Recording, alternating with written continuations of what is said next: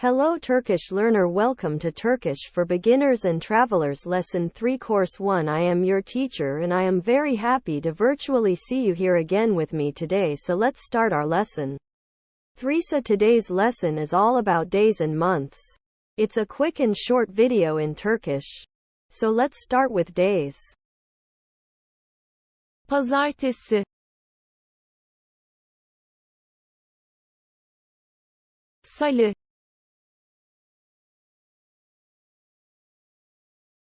Çarşamba,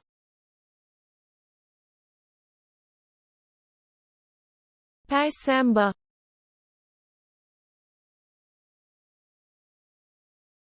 Cuma,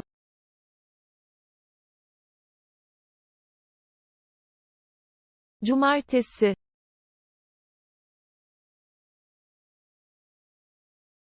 Pazar,